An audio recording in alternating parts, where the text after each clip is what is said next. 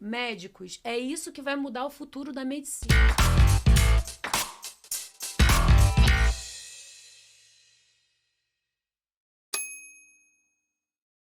Olá pessoal, tudo bem? Mais um DeusaCast no ar. Muito obrigado pela sua audiência. Eu já quero pedir a gentileza para você se inscrever no canal se você não é inscrito e se você já segue a gente nas redes sociais e aqui no YouTube também ou no Spotify, deixe já seu comentário, curta e compartilhe esse vídeo para ajudar esse episódio a chegar a mais e mais pessoas, para a gente levar para você aquela informação sobre tudo aquilo que você precisa saber sobre a cannabis, essa planta com benefícios terapêuticos, industriais e que está ajudando a transformar muitas formas econômicas e também a vida de muitos pacientes no Brasil e no mundo. E hoje eu tenho aqui uma convidada muito especial que, além de produtora cultural, que está na cena do stand-up comedy aqui no Brasil, também é paciente canábica. Nini Magalhães, é um prazer ter você aqui. Ela que é mãe solo, comediante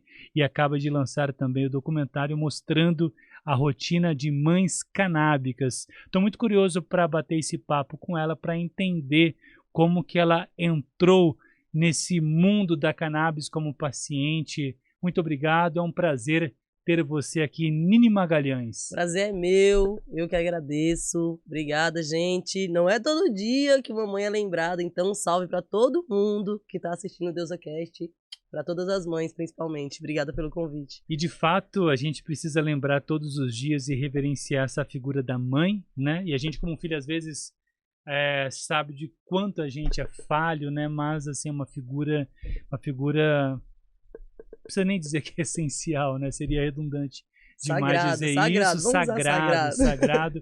Então, um beijo para minha mãe, Edna. Te amo muito, do meu coração. Seu filho é lindo, Edna. O filtro valoriza. Nini, explica para mim primeiramente, antes de a gente entrar nessa conversa. Eu sei que tem muita coisa para a gente falar aqui com você.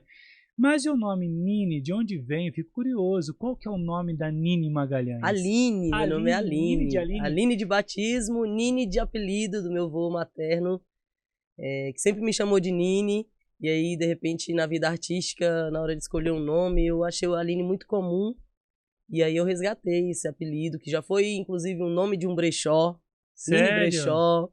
E agora meu nome é artístico, Nini Magalhães. É um nome com Magalhães. Potencial, então. Eu acreditei nesse nominho. Bom, explica um pouquinho dessa sua jornada dentro da medicina canabinoide, você como paciente, o que te levou a recorrer à cannabis e quando você começou a utilizar a planta, se você tinha já o conhecimento ou foi uma descoberta, conta pra gente como é que foi a sua jornada entrando no mundo da cannabis. Foi uma descoberta, já na vida adulta, né, eu tive contato com a cannabis já depois dos 30 anos, após inclusive entender todo o meu organismo e entender que tudo que eu passava de estresse, de ansiedade, eu tive 2 episódios de ansiedade generalizada muito fortes, e após esses episódios foram me indicadas medicações que não me faziam bem, não me traziam um conforto. Eu fui apresentada para cannabis. Seriam medicamentos alopáticos, né? Isso. Os medicamentos que eu tomava, os meus, por exemplo, que eu sempre tive muito espasmo muscular, muita dor, muito torcicolo. Todo medicamento que eu tomava para relaxar músculo me causava dor de estômago. Ou me causava até uma ansiedade, porque eu sentia que meu corpo estava bem, mas a minha mente não estava. Que aquele relaxamento era só físico. E eu cheguei a relatar isso para 2 médicas que me acompanharam na época que eu tive esse burnout. E aí, depois de um tempo, eu abri mão desse tratamento médico, continuei somente com tratamento psiquiátrico na época, com terapia, enfim, com as conversas, até com o Theta Healing eu fiz na época, porque eu queria saber de onde vinha, por que eu passava mal quando eu chegava naquele ambiente, que era o ambiente de trabalho, que era o que me desgastava. E aí, no elevador, eu encontrei um chefe e eu senti um cheiro nele. Um cheirinho muito, muito meio que de um incenso. Ele não me lembrava o cheiro de um fumo. Ele me lembrava um cheiro de um vaporizador. Uhum. E aí eu entrei no elevador e falei, perfume gostoso. Ele riu. Aí ele, você gosta? Você gosta? Aí eu falei, não, eu gostei. Aí ele me explicou o que que era, me mostrou o vaporizador na época. E ele falou, olha, eu faço esse tratamento aqui assim, assim, assado. É isso. Corta pra quase, sei lá, uns 2 anos depois, eu conversando com um amigo. Meu amigo falou que fazia esse tratamento, que estava, inclusive, com uma relação com a clínica que eu te falei, que tinha lá em Brasília. Entendi. Aí eu falei, poxa, meu chefe faz esse tratamento e tal, assim, assim, assado, mas ele nunca me deu nenhuma dica de como ir por esse lado. E ele falou, Nesse momento você não chegou a ter nenhum contato com os adultos da cannabis, por exemplo? não, eu tive contato com os adultos da cannabis em eventos, festas. Mas Meu não cunhado tinha consciência da busca meu cunhado do fazia tratamento? uso, meu cunhado fazia uso e às vezes em algum ambiente, mas isso não era pra mim um tratamento, era ali um momento lúdico, entende? Eu tive esse período de fumar ludicamente esporádico, eu não tinha em casa, por exemplo. Entendi. Aí quando eu tive acesso à flor, aí eu passei a ter em casa, aí foi quando eu falei pra minha mãe, aí foi quando eu falei pros meus filhos. Aí eu já tive Mas nesse momento gera uma consciência em busca de um tratamento ou era mais o uso de forma para buscar relaxar, ficar tranquila? pra buscar relaxar e Não ficar tinha tranquila. essa consciência do tratamento ainda. Eu não tinha consciência nem do tratamento nem do uso, porque eu fui criada na igreja.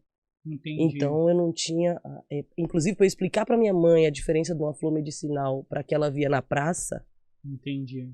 foi a parte mais difícil assim de todo o contexto da Como é que situação. foi a conversa?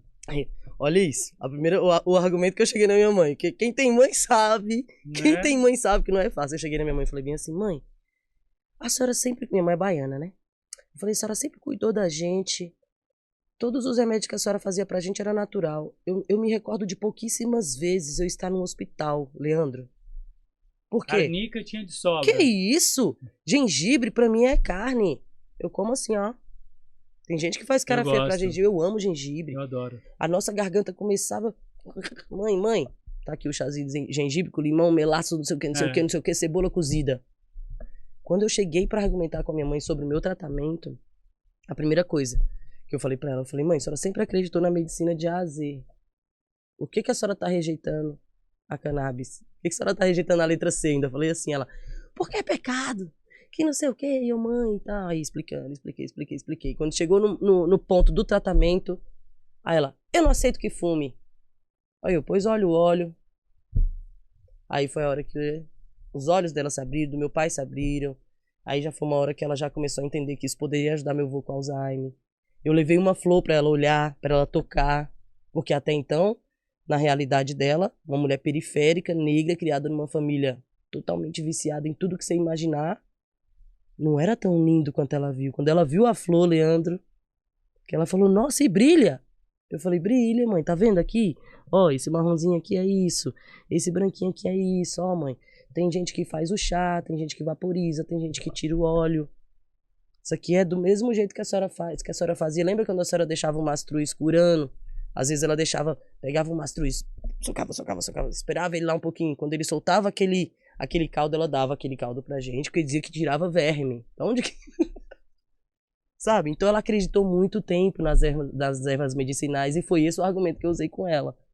Até chegar no ponto dela aceitar me ver usando, dela saber que eu tenho em casa, dela chegar e ver meu kit, foram quase 5 anos. Esse pra ela processo, entender. né? Isso, ela veio entender, sei lá, no Réveillon passado.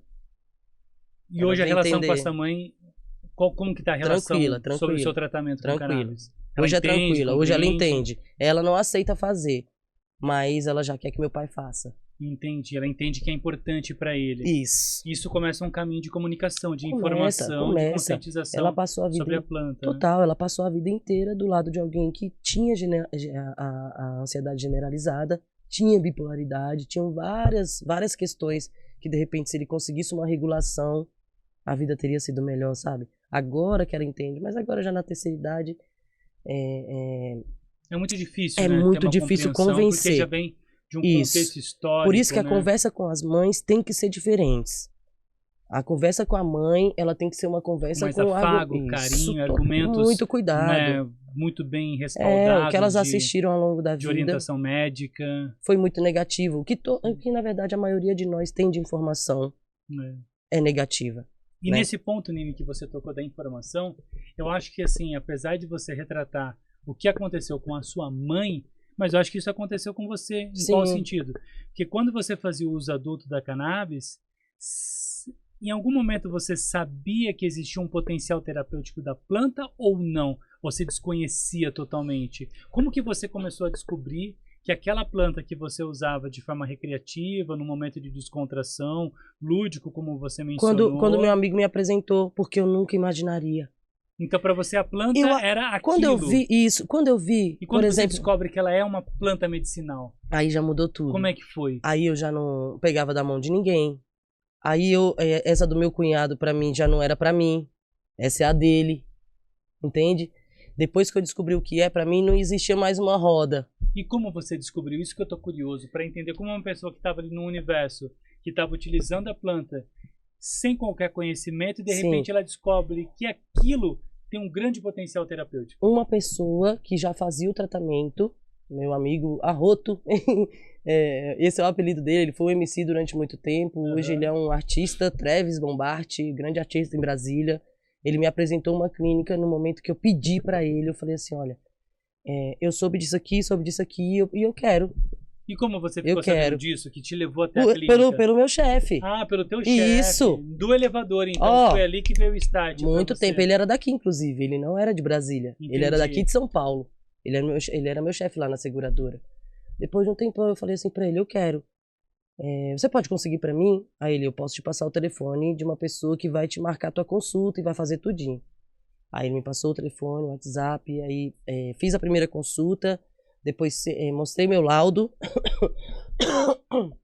da ansiedade, e aí eu recebi a primeira remessa. Quando eu recebi a primeira remessa, que eu fiz exatamente de acordo com a receita, eu percebi a diferença de quando eu fumei com meu cunhado. Quando eu fumei com meu cunhado, a primeira coisa que eu senti, culpa cristã. Eu não senti que eu estava fazendo algo por mim, eu senti que eu estava fazendo algo como fumar um cigarro. Você não viu um propósito? Não vi isso.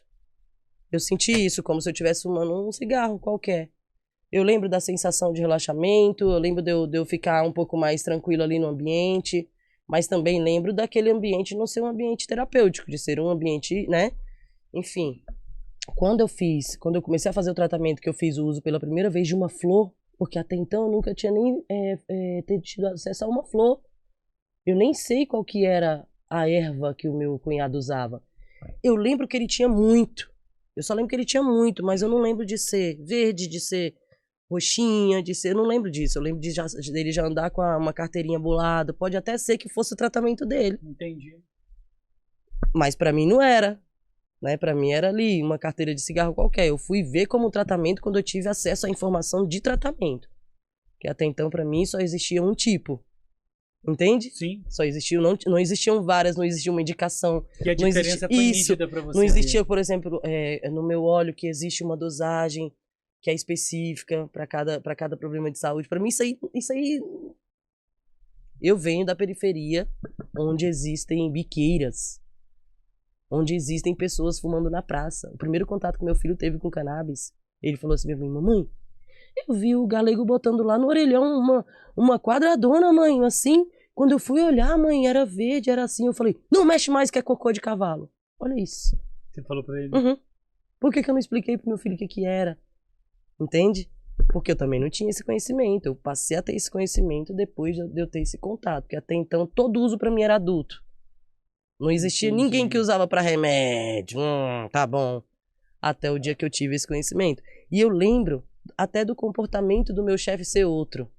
Eu lembro que ele era o menos estressado do ambiente. Eu lembro disso. A gente trabalhava numa corretora de seguro, onde a nossa meta mudava todo dia, meia-noite. Meia-noite a meta mudava. O que você fez ontem não era nada, Leandro. Lá as pessoas, de onde eu venho, as pessoas trabalhavam até entortar. Por que meu chefe sorria? No caos da pressão. Sim. Equilíbrio, né? Mas é o tipo de tratamento que ele não poderia comentar nem compartilhar com pessoas que não compreenderiam. Ele poderia ser julgado no ambiente de trabalho. Ou seja, era algo que trazia para ele benefício profissional. Sim. Né? Sim, ele estava muito a mais do que a gente, tá? se manter tranquilo e equilibrado dentro de uma situação de pressão, ou Sim. seja, ele tinha uma vantagem ali em relação, uma vantagem competitiva em relação aos outros colegas, porque ele estava mais centrado, estava com o sistema endocannabinoide dele regulado, Sim. e era algo que ele não poderia falar abertamente. Era esse o cenário? Era esse o cenário. Era uma empresa que prestava serviço para um grande banco. Como é que esse chefe, esse gerente, esse coordenador chega e fala, não, tá aqui é meu tratamento aqui, ó, gente. Vou indicar pra todo mundo aí pra gente bater as metas. A partir de agora todo mundo vai trabalhar leve. Não tinha esse tipo de conversa antes de, sei lá, uns 5, 6 anos atrás, sei lá. Não poderia falar. Ainda assim existe uma certa restrição. De repente, né? internamente, sim, se a gente tivesse uma intimidade. Né? Se naquele momento eu tivesse ido mais longe com ele, tivesse falado, me diga mais. Diga mais. Mas não, ali era uma pessoa de uma empresa. É isso. E o ponto assim brilhante dessa história que eu vejo é que ele passou para você o caminho correto, Sim. uma informação correta que te colocou num caminho seguro para você Sim. poder iniciar seu tratamento. E aí, a partir do momento que você começa a utilizar para o tratamento, é para tratar o transtorno de ansiedade generalizada, né? Isso. E aí, como é que foi essa sua experiência com o início do tratamento? Nessa mesma empresa eu tive os 2 episódios de burnout. O primeiro foi lá em Brasília, e aí eu fiz o tratamento todo convencional, né? Todo o tratamento de ansiedade convencional ali, indicado pela psiquiatra. No segundo episódio de burnout, eu já não estava mais à vontade com a medicação que eu estava. E aí foi onde eu tive a paralisia no rosto. A medicação alopática que você tomava. Isso. E aí, nessa de voltar a usar, volta, não volta, foi onde eu procurei esse meu amigo e eu falei, eu vou fumar. Porque eu acho que é a solução pra mim. O remédio não tá me fazendo bem. E aí ele me indicou eu já te falei o nome da clínica, não já? Sim, sim. Nesse primeiro contato que eu tive com a flor, eu me senti muito melhor com a vaporização do que com o óleo e com o gummy. O gummy eu senti enjoo, eu senti alguma coisa no meu estômago como se não digerisse aquela, não sei, o óleo talvez, né? Sim, Porque sim. o óleo é diferente. E aí eu tomei gosto pela vaporização, pelo fumar. Esse gesto aqui já me tranquilizava, eu aqui fazendo minhas coisinhas, eu mexendo com meus kits. Então, todo o processo era terapêutico para mim. Né? Isso me agradou. Personalizado o tratamento com a cannabis. Isso. Eu tenho amigos que fazem o vape. Não foi tão legal para você, né? Mas não que a gummy seja ruim, mas é que para você não se encaixou naquilo que você buscava. E nesse período, inclusive, eu acho que eu poderia ter falado isso pro médico, porque eu continuei ainda recebendo gummy uns 3 meses e forçando aquela barra, sabe? Até o dia que eu falei, não, acho que a gummy não dá pra mim, não. A gummy foi a parte do tratamento que eu não me senti legal. Pra você não acabou não dando certo. Isso. Aí esse período durou. Aí eu vim pra São Paulo. Quando eu vim para São Paulo, eu tive muito mais contato com outros tipos de planta. Porque aí eu já tinha pessoas que já tinham mais acesso, eu já conheci outras clínicas, eu já conheci outras pessoas, aí eu já vi que era um mundo muito maior do que o que eu conhecia. Meu Deus, muito maior. Aqui foi o lugar onde eu conheci pessoas que faziam tratamento, que tinham tratamento para os filhos com autismo. Aí já foi aqui. Lá eu tinha zero conhecimento do tratamento poder ser feito através da cannabis, sabe? Aqui foi onde eu descobri que uma pessoa que está passando por uma situação de quimioterapia, que hoje eu tenho uma amiga que está enfrentando um câncer e faz o tratamento com cannabis, poderia ter uma vida melhor com isso, sabe? Foi aqui que eu descobri que eu poderia usar o óleo não só para tomar antes de dormir, mas que eu poderia passar aqui na minha queimadura e a minha queimadura sarou. Eu não tinha nenhum conhecimento disso, eu não tinha conhecimento que teria uma pomada que eu poderia usar, que era uma pomada feita de cannabis. Foi aqui que eu descobri. Amiga, eu não passei mal vergonha lá onde a gente foi na feirinha, que eu não sabia que aqueles copos eram de cânhamo. Aqui foi que eu descobri o mundo que tinha por trás daquilo que eu achava que meu cunhado fumava por fumar, que os meus amigos fumavam por fumar. Muito aqui foi onde eu entendi. A informação transformou a sua vida, o seu conhecimento e abriu uma possibilidade para você aderir a uma terapia que está fazendo muito bem para você. Sim. E eu queria que você contasse agora pra gente Depois que você iniciou o tratamento, como é que foi a evolução dos sintomas da doença? Dois pontos. Primeiro, eu saí da corretora. Eu tomei Isso essa mostra decisão. que precisa também, de repente, Sim, sabe como eu me vi? mudar o ambiente, Eu me vi né? lúcida. Foi como se eu me sentisse assim. Você percebeu, você será teve uma que percepção da realidade. isso? Eu me senti lúcida. Eu senti como se eu tivesse. Você lembra do Pica-Pau? Quando ele tinha a fonte da juventude? Uhum. Eu me senti mais jovem. Eu me senti mais leve. Eu me senti mais compreensiva. Eu me senti mais disposta. Eu me senti com vontade de saber. Meu preconceito foi embora. Eu passei a olhar as pessoas diferente. Eu passei a olhar pra minha família diferente. Tanto que o período que eu mais passei tentando convencer minha família sobre o tratamento do meu avô de Alzheimer foi onde eu falei. Minha mãe sempre via a cannabis como algo de pessoas vagabundas. Até o dia que eu falei, mãe, a senhora conhece alguém que trabalha mais do que eu? Eu crio 3 filhos sozinha, mãe. Tem 21 anos que eu sou mãe solo. A senhora acha mesmo que eu vou aguentar, mãe, sozinha? Quando eu trouxe esse argumento que ela viu a minha qualidade de vida, eu tinha tanto estresse, Lilê, que eu cheguei aqui em São Paulo pesando 111 quilos. Pergunta se eu comia. Não. Só inflamação. Uma vez no dia. Eu comi uma vez no dia. Corpo todo inflamado. 100%. Dores, muitas dores, calombo.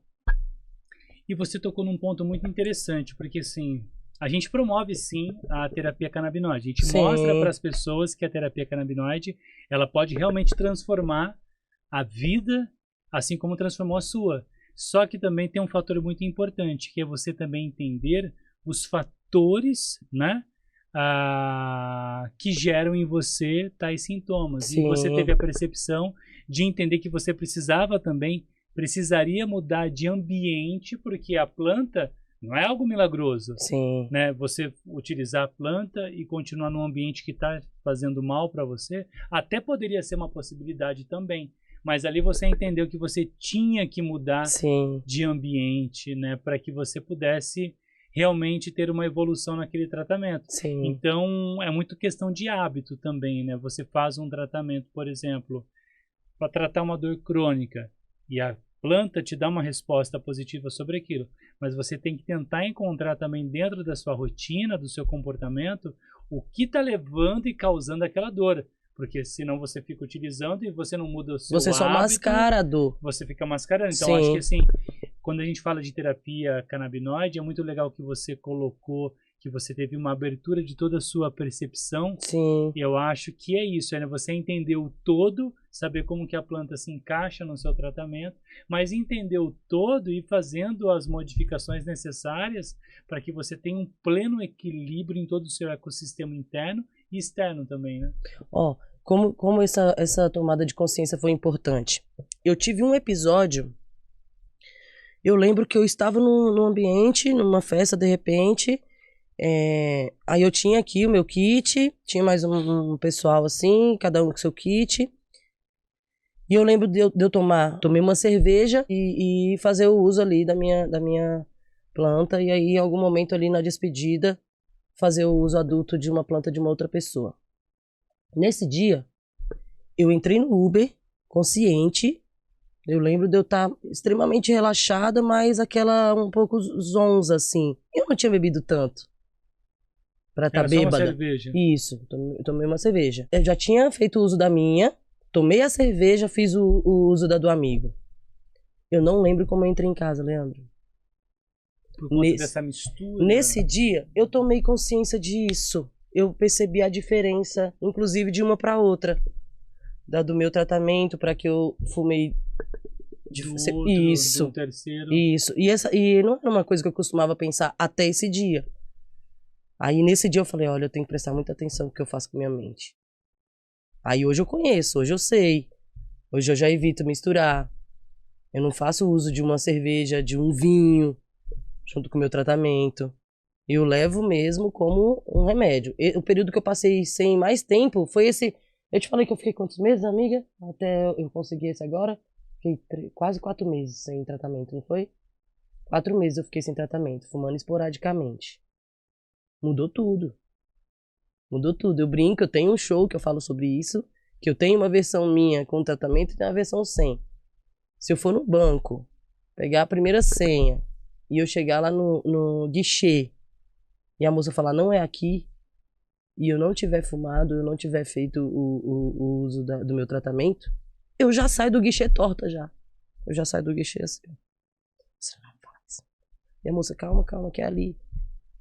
Aí se eu tô regulada, aí eu já brinco, eu já falo, não, tudo bem, onde é que eu resolvo? Ah, então é ali? Então tá bom, o de hoje tá pago.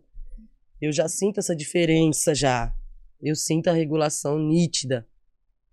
Mas, em comparação a todos os tratamentos que eu fiz, assim, terapêuticos, enfim, até o próprio Theta Healing, assim, que pra mim foi uma das terapias mais eficientes pra mim em relação às coisas do mundo, em relação às coisas da vida e ao que eu vejo do mundo. O tratamento com a cannabis foi o que mais me tranquilizou. Foi o que mais me tirou desse estado de alerta e de estar o tempo todo pronta para um embate.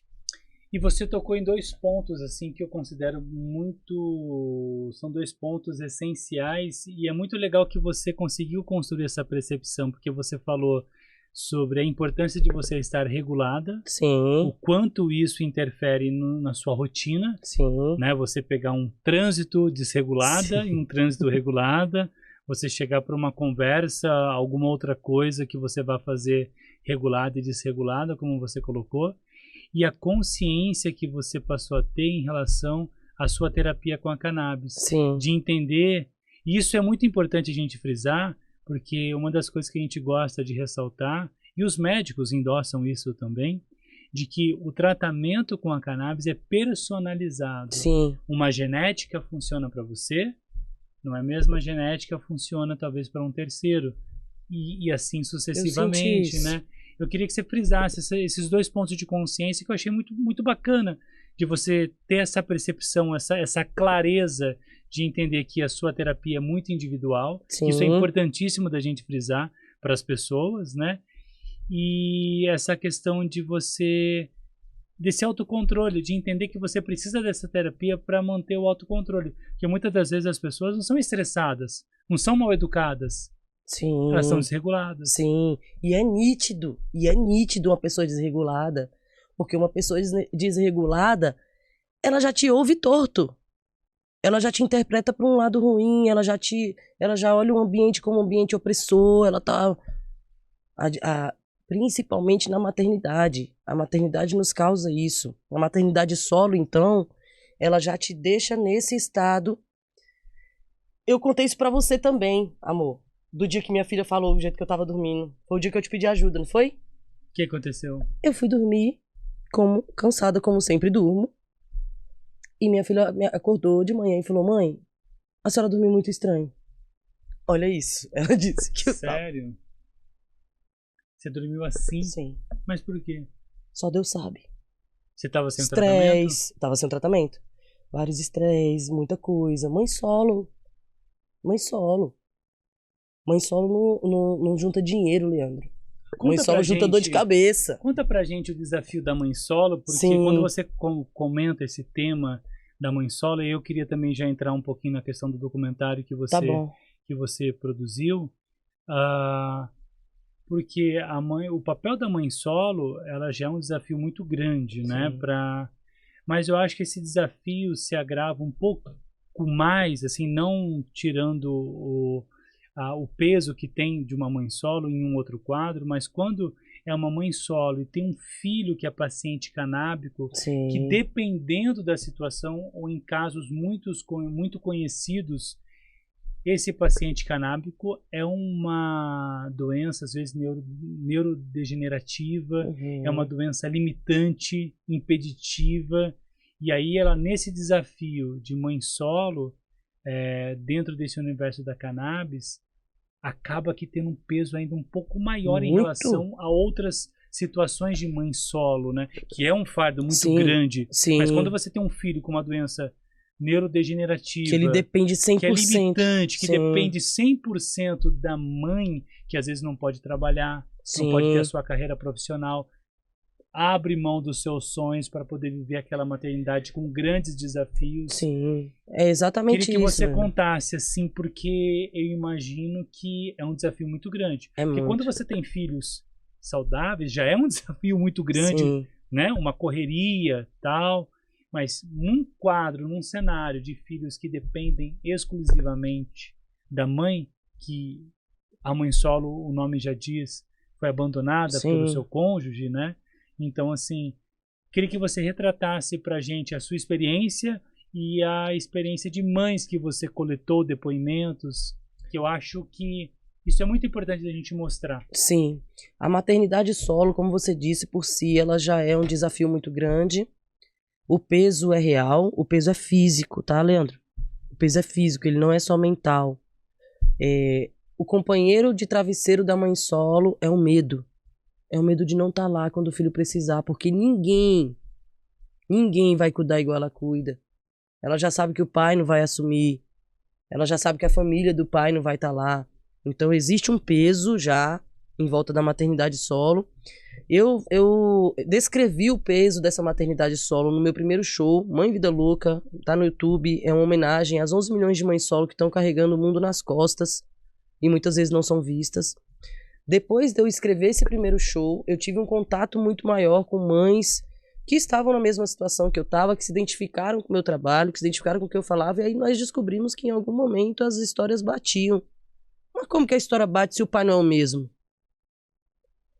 Então eu entendi todo o movimento a partir dali. E aí isso passou a ser minha pauta. E aí eu fui descobrindo mães solos, que são mães solos com o marido em casa. Aí eu descobri mães solos, que são mães solos com os filhos com vários problemas de saúde. Eu descobri mães solos que não criam só seus filhos, que criam seus filhos e os filhos de outras mães, que cuidam dos filhos de outras mães.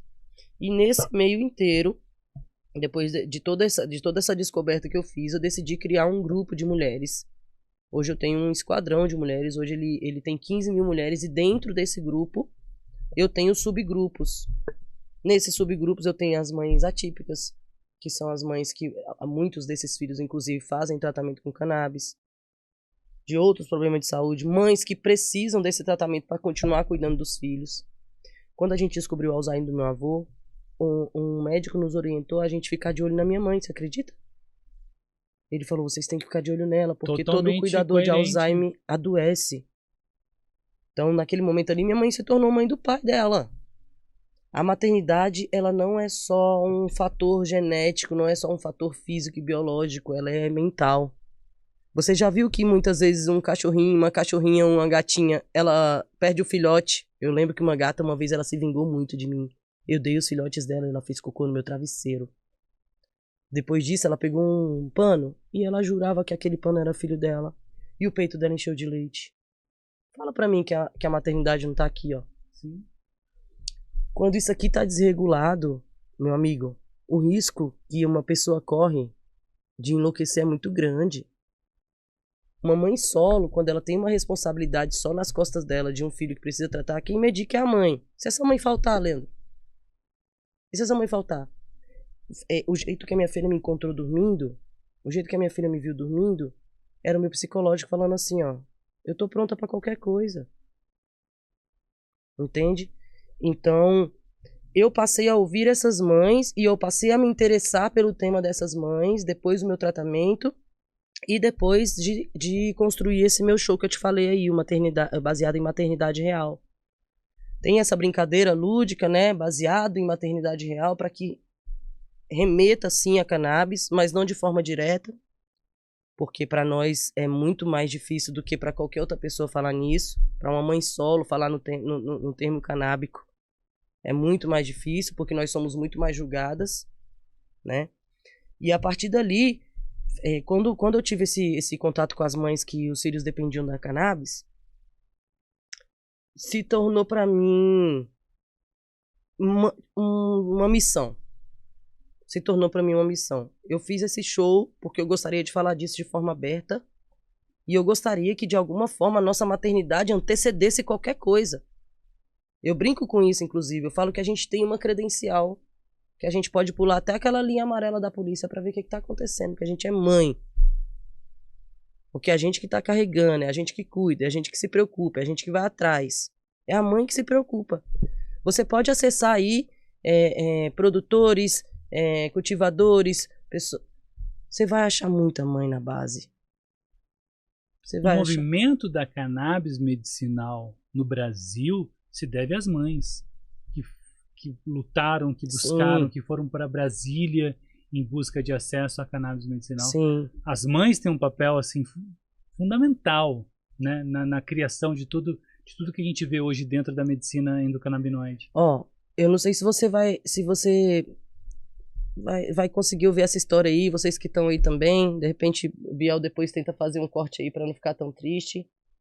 Mas nesse momento agora, eu estou acompanhando de perto o tratamento de uma mãe, de uma amiga. Nossa amizade começou como uma fã, como uma pessoa que acompanha o meu trabalho. E a partir daí ela começou a fazer parte desse meu grupo de mulheres. A gente até brinca que ela virou mãe solo em 3, 2, 1. É a piada que a gente faz dela, porque ela casou, engravidou, quando a neném nasceu, o marido abandonou.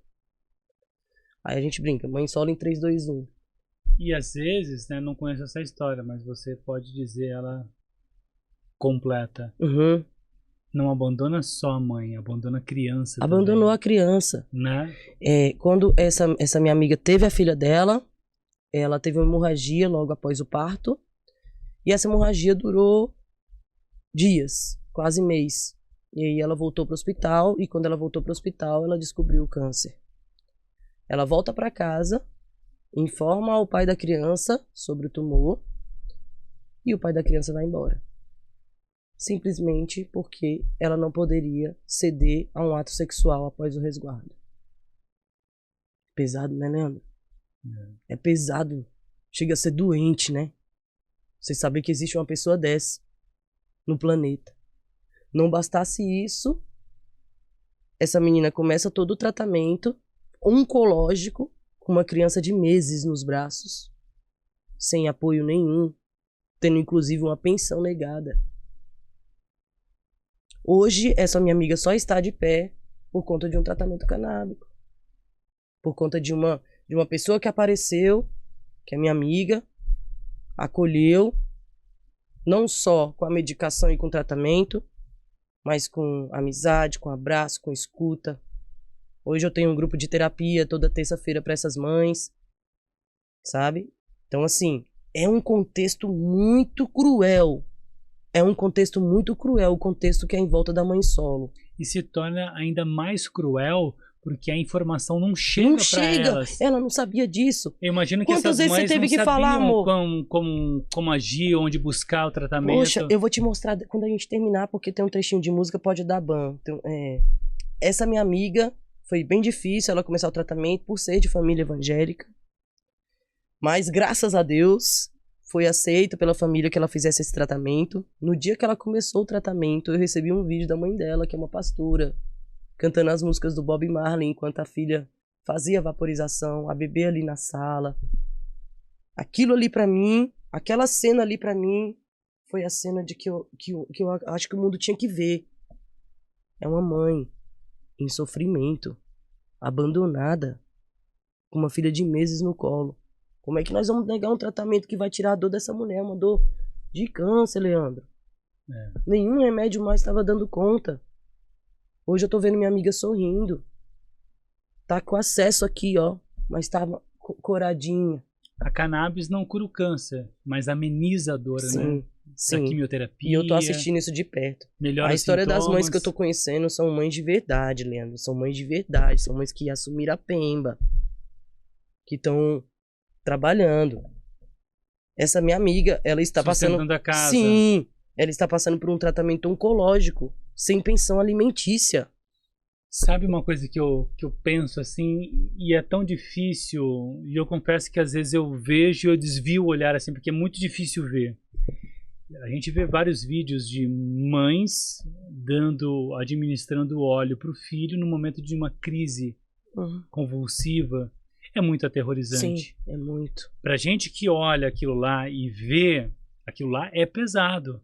Imagine, e olha só o que eu vou dizer, para uma mãe que já normalizou essa cena na rotina dela, ela ter que ter a frieza, o cálculo Sim. e agir ali Na hora e certa. acabar sendo uma cena normal do seu cotidiano e ela ter que aprender a conviver com aquilo Essa lá. mãe não dorme.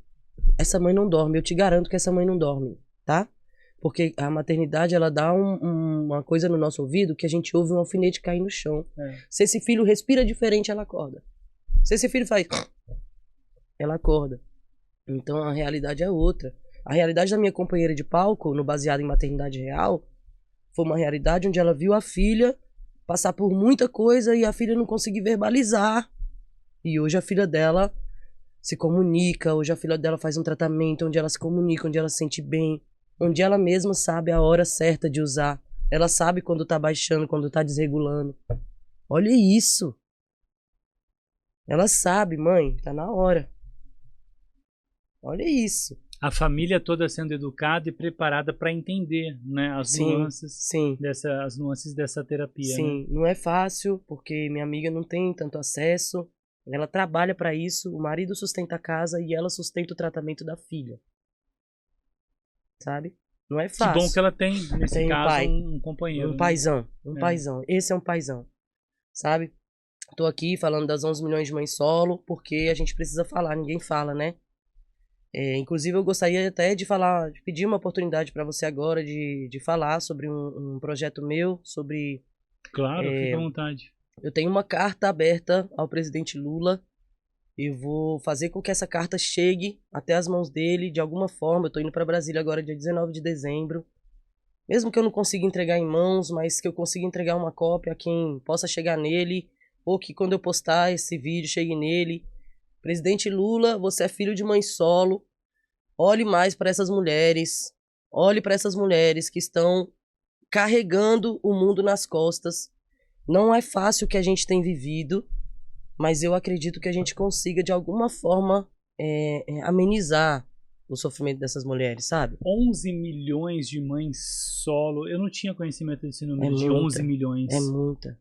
Muita mãe solo. É muita.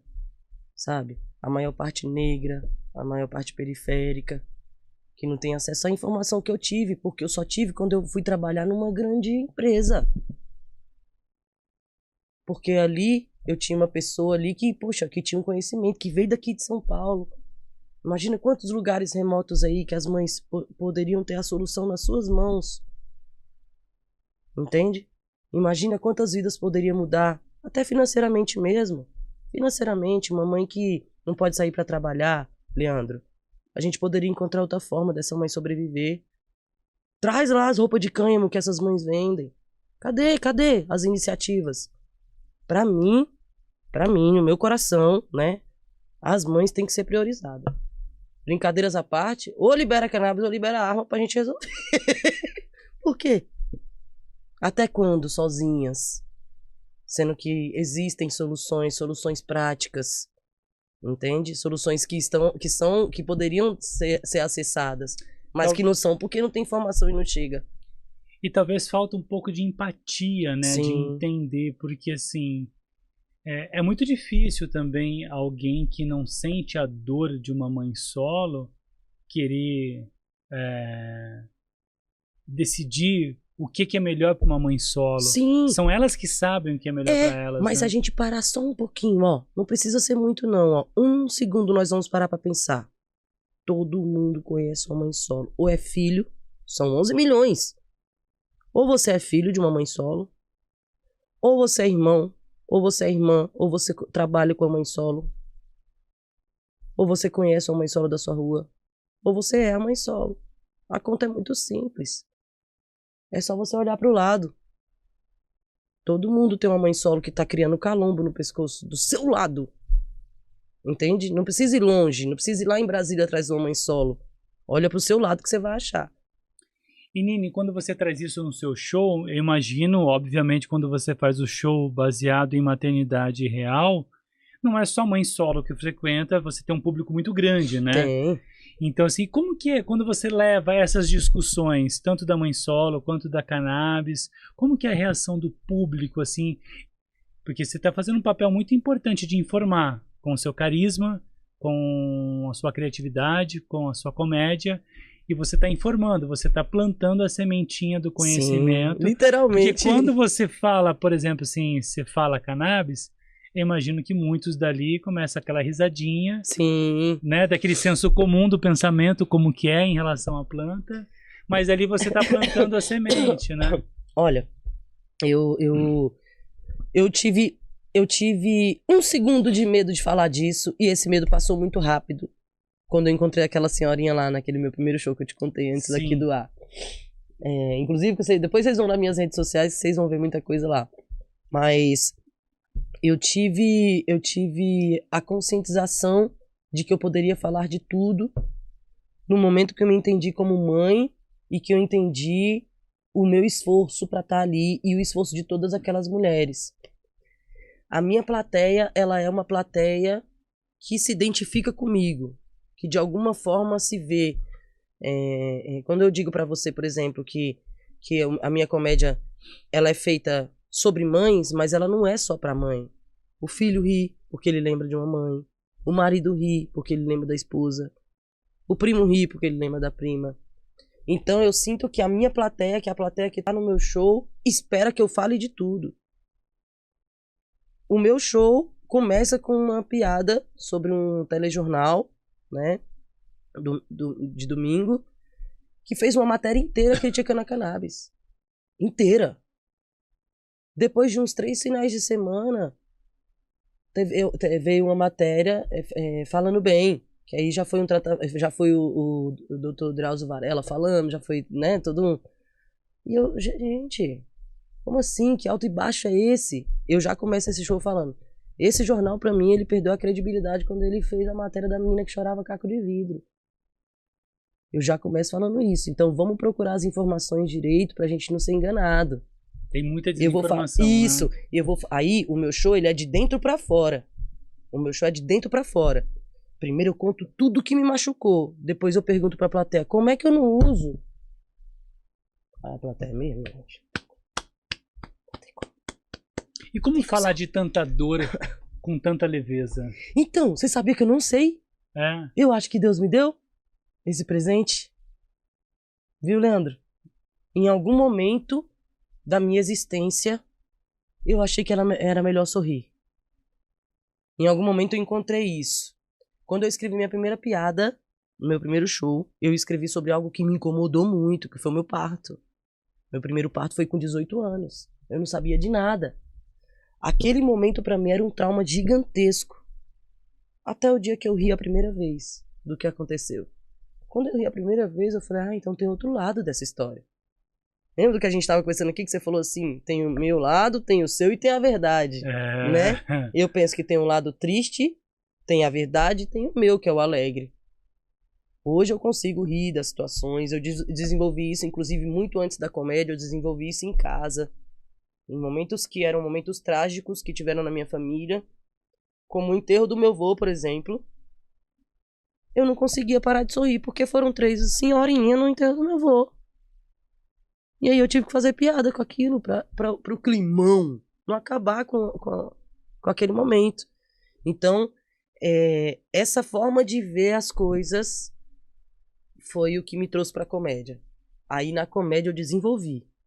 Entendeu? Perfeito. Mas eu já tinha alguma coisa assim. Eu sempre tive aquele coisa assim, gente, vamos quebrar o gelo porque tá chatão aqui. Sabe? Eu sempre me senti na responsabilidade de trazer o ambiente para um outro lugar. Quando o ambiente me incomodava, eu tenho que fazer alguma coisa aqui. As pessoas não estão rindo. Por que as pessoas não estão rindo? Por que tá todo mundo assim, ó? Tá todo mundo nervoso, será?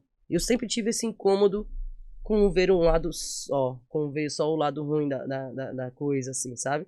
E aí na comédia eu consegui desenvolver isso depois desse meu primeiro show. Meu primeiro show é um show inteiro de dor.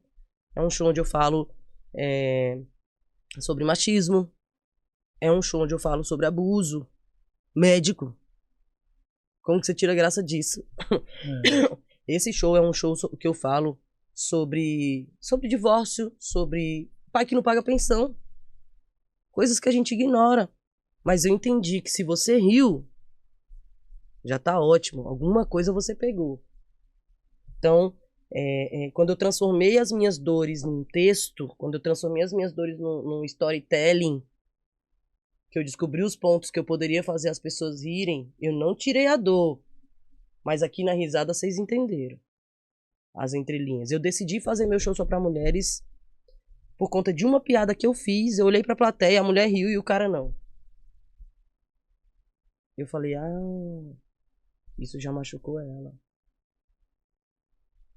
Isso que eu falei já machucou ela. E foi ele. Porque ele não achou graça. Se ele nunca tivesse feito isso, ele teria rido. É uma forma de você fazer as pessoas refletirem, né? Repensarem seus comportamentos. E se revelarem, né? neném. E se revelarem, a pessoa se revelando na forma que ela ri. Eu descobri isso depois de tantas plateias. E tudo isso que você colocou, que você foi pontuando as coisas que causaram dor em você, Sim. São os pontos que levam muitas pessoas a terem problemas de saúde, problemas mentais, né? Então a causa é muito disso, né? Tudo que você mencionou, que você colocou, em muitos casos são esses os pontos que são a causa de tantas pessoas hoje no mundo terem a sua saúde mental afetada, né? Sim. É um ponto muito importante. É isso o tempo inteiro. São várias situações, cada pessoa, a situação reflete de uma forma, aquilo não é tratado, reverbera e se torna o que a gente está vendo aí. Transtornos, sim, ansiedade, vários. Síndrome do pânico. Meu amigo, pessoas desreguladas jogam a outra de um telhado. E depois, em 5 minutos depois, estão chorando em cima do caixão. Explica isso. Se não for uma doença, o que que é? Não. E se é uma doença, tem que tratar. Não, perfeitamente. E a informação é o fundamental. Bom, eu vou ter que fazer aqui a entrega dos nossos patrocinadores, dos nossos oferecimentos também, e a gente já vai encerrar o programa. Enquanto a gente coloca, Biel, no ar aí os nossos patrocinadores, a gente vai terminar de uma forma leve, pode ser? Pode. Então, enquanto eu vou fazendo as entregas aqui, você vai se preparando, e aí você volta com esse seu texto aí cheio de criatividade para a gente também mostrar, não só terminar de forma leve, mas também mostrar para nossa audiência, para quem está assistindo a gente, o seu trabalho, a sua obra, que eu acho muito legal. É você utilizar um recurso da comédia para levar informação, para quebrar preconceito, para denunciar, né, para revelar. E eu acho que, assim, de certa forma também, estimular as pessoas a pensarem, né? Sim. Porque também é óbvio que quando você comete um erro muito grande, você tem que ser responsabilizado por ele. Sim. Não tô tirando a culpa. Mas é que tudo também tem uma consequência, né? Sim. O ato de alguém aqui hoje é consequência de uma construção histórica, né? Que levou ele a ter isso, né? Sim. Então, assim, no fundo todo mundo acaba sendo vítima, mas obviamente que quando você tem a culpa, você tem que ser responsabilizado. Sim, não dá mais, é pra gente continuar nesse pacto de silêncio, sabe? E tentar de alguma forma quebrar essa construção, essa linha que leva as pessoas até esse fundo do poço, que são atitudes reprovadas, mas que se de alguma forma a gente poder quebrar, acho que talvez assim eu encontrei o que eu gostaria de dizer de uma forma muito clara, quebrar esse ciclo que está causando e levando as pessoas a terem atitudes e comportamentos reprovados. Eu acho que a gente está nesse momento, se a gente souber fazer, esse é o momento de quebrar um ciclo. Quebrar esse ciclo, muito, né, que muito antigo, levando as pessoas a terem esse tipo de comportamento. Fez a nossa avó chorar dormindo, entendeu? E achar que era normal. Né? Chegamos nesse momento. Quebrar Nós esse estamos ciclo, no momento de quebrar esse ciclo, viu? Então, homens aliados, é isso. Que a gente já volta. Biel, tamo pronto, Biel? Bom, primeiramente dizer para você aqui que esse programa é um oferecimento da Sechá, para você ficar sempre muito bem informado. Depois o Biel, por último, coloca o site, o portal Sechá, para a gente mostrar para nossa audiência. Mas primeiro eu quero dizer para você que tem Cannabis Fair 2026, 5ª edição da principal feira de cannabis da América Latina. Abaixa um pouquinho aqui pra gente, Biel, sobe um pouquinho para nós. Olha só, teve uma mudança de posicionamento da Cannabis Fair. Olha só, a Cannabis Fair cresceu. A principal feira de cannabis medicinal do Brasil se transforma em Cannabis Fair refletindo o amadurecimento do setor e ampliação do evento para toda a cadeia produtiva da planta, do cultivo e extração ao desenvolvimento de produtos, pesquisa, saúde, indústria e cânhamo industrial, de 21 a 23 de maio de 2026, no Transamérica Expo Center, mudando de endereço, tá? Mais de 80 expositores nacionais e internacionais apresentarão inovações em medicina, tecnologia, cultivo, extração, cosméticos, logística e serviços, um espaço estratégico de conexão, conhecimento e negócios em um mercado em plena expansão. Então, aqui a Cannabis Fair mudou de endereço também, passa a ser agora no Transamérica Expo Center, aqui na Zona Sul de São Paulo. Desce mais um pouquinho, Biel, para a gente fazer um favor. Aí tá um vídeo para você conhecer um pouquinho da feira, depois você acessa o site lá para você poder ver como que é o evento, se você ainda não conhece. Desce mais um pouquinho, Biel, fazendo um favor, que eu quero só enfatizar mais um pouco aí a setorização. Vai ser muito legal que agora na nova edição a planta vai ter um novo desenho de setorização para você poder explorar cultivo, extração e processamento, serviços, canais de distribuição, produtos e embalagem. Então, se você quer visitar, você clica ali no ícone amarelinho para você visitar, e se você quer expor, você clica ali no rosa para você fazer o seu cadastro de expositor. E você que é de veículo de comunicação e quer cobrir o evento, participar também, você pode fazer o seu cadastro de imprensa. E para você que é profissional da área da saúde, que de alguma forma você está ligado a esse ecossistema da planta, você pode então acessar também, garantir a sua participação na Cannabis Fair 2026. Em paralelo à Cannabis Fair acontece o Congresso Brasileiro da Cannabis Medicinal, principal congresso científico profissional da América Latina sobre cannabis, de 21 a 23 de maio de 2026, também no Transamérica Expo Center. São dois eventos que acontecem em paralelo. Você pode adquirir seu ingresso, aproveitar as condições de venda antecipada de ingresso. Desce um pouquinho mais para a gente, Gabriel, fazendo um favor. Quero chegar na parte dos módulos. Isso aqui, ó. Então, só para você entender como que a gente divide a programação, tá? Tem o módulo VET Cannabis, dedicado à medicina veterinária, Business Cannabis, para você entender todas as oportunidades de negócios que tem dentro do mercado da cannabis, Medcan, com muita novidade também, você pode acessar e clicar ali para você entender como que vai ser feito o módulo Medcan, Kim Pharma, que é uma novidade, Odonto Cannabis e Agro e Tech Cannabis, tá bom? Garanta sua participação nesses dois eventos que estão moldando o mercado da cannabis no Brasil e na América Latina. Dois eventos que vão conectar você ao mundo da cannabis, perfeito? E lá, Smush, que é o patrocinador oficial do DeusaCast, se você também quer fomentar esse programa, patrocinar o DeusaCast, Smush, ciência e natureza em equilíbrio para o seu bem-estar. Smush une inovação e nutrição funcional para criar alimentos inteligentes, pensados para o corpo e a mente. A gente falou muito nesse episódio aqui de equilíbrio emocional. Então, a Smush aqui é mais uma possibilidade para você se manter em equilíbrio. A gente sempre prova alguma coisinha da Smush, que é sempre lindo. Muito legal. Né? Esse é o Juba de Leão, Lions Manning. Perfeito, Biel? Então agora para a gente encerrar com vocês, Nini Magalhães. Deixem as mães serem quem elas querem ser, tá? Muita gente julga, principalmente a mãe canábica, sabe? Mas eu tô aqui como testemunho. Criei 3 filhos, 3 cachorros e 3 samambaias.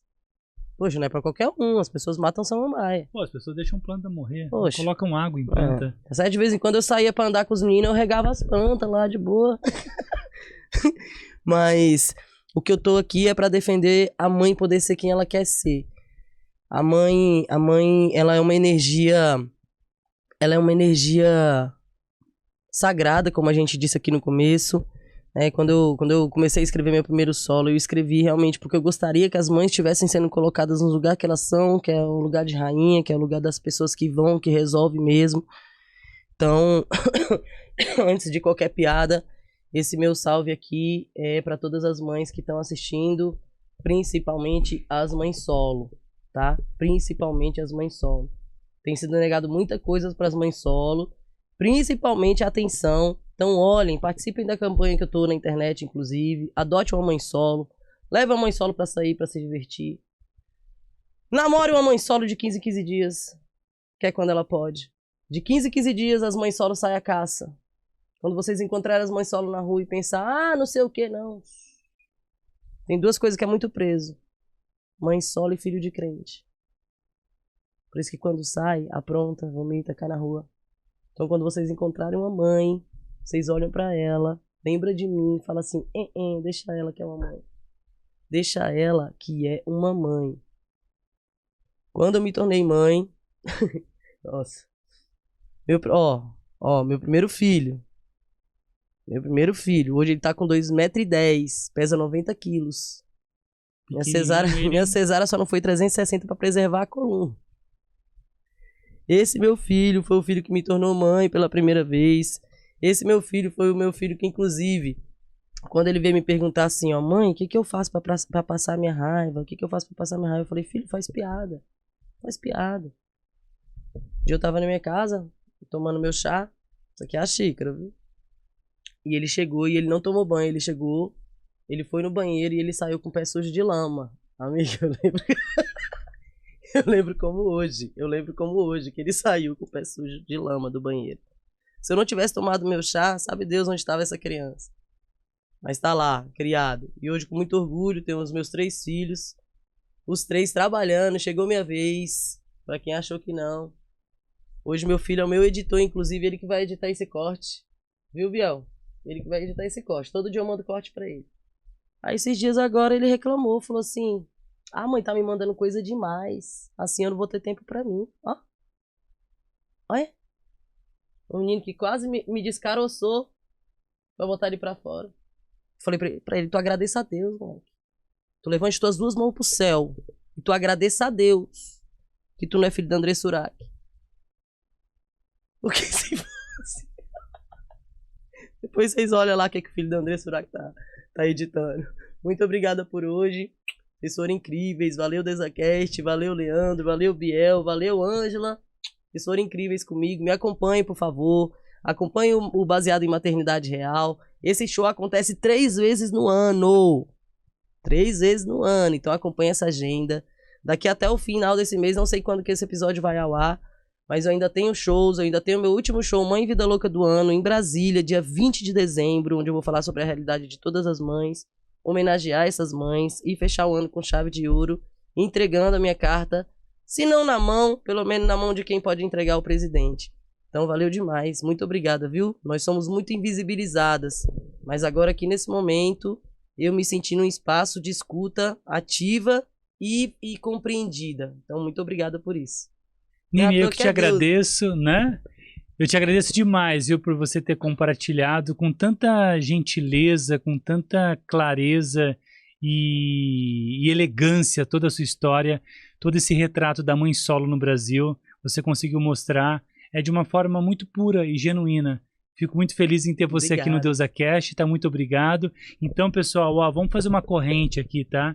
É muito legal a gente divulgar o nosso programa, a gente quer sim que o nosso programa seja divulgado, que a gente leva uma informação, que a gente sabe que essa informação pode fazer a diferença na vida de muitas pessoas, como fez diferença na sua vida. Sim. Então, é interessante para nós divulgar nosso programa. Obviamente que eu quero isso, mas eu acho que esse programa aqui ele é muito especial. Ele merece um carinho, uma dedicação no compartilhamento, para que a gente não leve só a ideia do DeusaCast para as pessoas, mas que a gente leve o conteúdo desse episódio para as pessoas. Incrível. Porque isso é um relato assim, de um Brasil, né? Sim. Entre vários Brasis que a gente conhece, é um Brasil, como você falou, que é invisibilizado, né? Um Brasil que muitas pessoas, se não conhecem, às vezes o ignoram. Sim, né? Então você trouxe aqui um retrato que é muito importante e eu fico feliz também em saber que esse trabalho de comunicação que a gente faz aqui, que é falar sobre a cannabis, o quanto isso na prática, com esse seu grupo de mulheres que são mães solo e também pacientes canábicas, o quanto essa informação que a gente leva está ajudando e como a Sim. planta está ajudando essas mães num processo de realinhamento, de equilíbrio, de recuperação, de volta de autoestima, Sim. né? Então, assim, eu principalmente. fico muito feliz. Então, para você, ó, então curta esse episódio, deixe seu comentário, faça a pergunta para a Nini, que eu sei que eu acho que esse programa poderia ficar muito, muito mais Eu respondo tempo tudo. aqui. Mas vai lá nos comentários, deixa. Sempre que chegar, eu compartilho com ela, ela responde também, para que esse debate seja cada vez mais fomentado e a gente quebre esse ciclo vicioso que gera tanto mal, né? Tantas Sim. patologias, tantos problemas ligados à saúde mental Sim. que surgem por conta desses ciclos, né? E se a gente poder, através do humor, através da informação de credibilidade segura, confiável, a gente conseguir quebrar esse ciclo e construir próximos anos, um próximo século, né? Sim. Quebrando todo esse ciclo vicioso que levou a humanidade a esse poço, né? De Sim. tanta crueldade, de tanta doença, enfim, de tantas coisas que produzem mal, né? E saber que a planta ela pode trazer essa regeneração, Sim. né, da humanidade, né? Regenerar, porque é o equilíbrio, né? E quando falta equilíbrio, não necessariamente as pessoas têm culpa. Ela também, de certa forma, está precisando de ajuda, né? Mas é óbvio que quando existe um erro que causa danos, ele tem que ser responsabilizado. Sim. Mas vamos quebrar, impedir que esse erro aconteça, né? Com muita saúde mental para todo mundo. Sim. Eu acho que é Se importante, cuidar né, das Nini? mães já tá tudo certo. Né? Então, acho que é legal. Muito legal ter você aqui. Obrigada, foi lindo. Compartilhe então, pessoal. Vamos fazer uma corrente pra gente levar essa informação Marca uma mãe e aqui quebrar nesse essas vídeo. barreiras. E vão no show dela, tá? Vai. Espero vocês. Beijo, pessoal. Como eu sempre digo, até o próximo DeusaCast. Valeu! Aê. Uhul. Demais, hein?